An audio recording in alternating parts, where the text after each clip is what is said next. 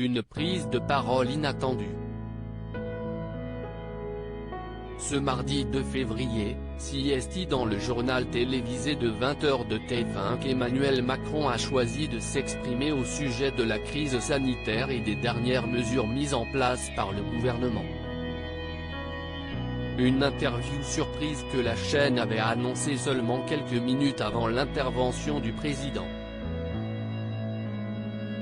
L'occasion pour le chef de l'État de faire notamment le point sur le rythme de la campagne de vaccination mais aussi de présenter ses prévisions pour les mois à venir.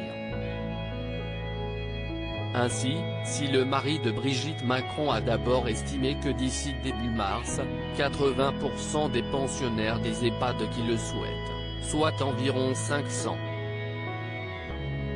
000 personnes, auront été vaccinées, il a également fait une promesse à tous les Français. D'ici la fin de l'été, nous aurons proposé un vaccin à tous les Français adultes qui le souhaitent, a affirmé Emmanuel Macron contre toute attente.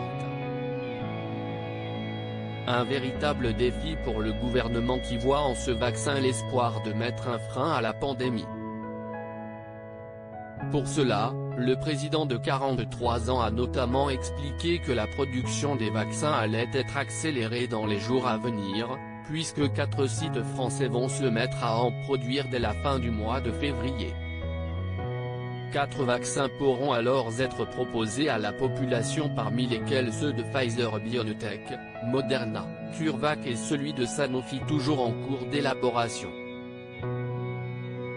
Tout faire pour éviter un 3e confinement ? Alors que tout le monde voyait se profiler l'ombre d'un 3e confinement, Jean Castex a surpris en annonçant vendredi 29 janvier dernier que le gouvernement préférait pour l'heure éviter ce scénario en adoptant simplement de nouvelles mesures renforcées pour lutter contre le virus, comme la fermeture des frontières ou des commerces non alimentaires de plus de 20 000 mètres carrés. Un nouveau conseil de défense se tiendra ce mercredi 3 février afin déjà de tirer les premières conclusions de cette décision.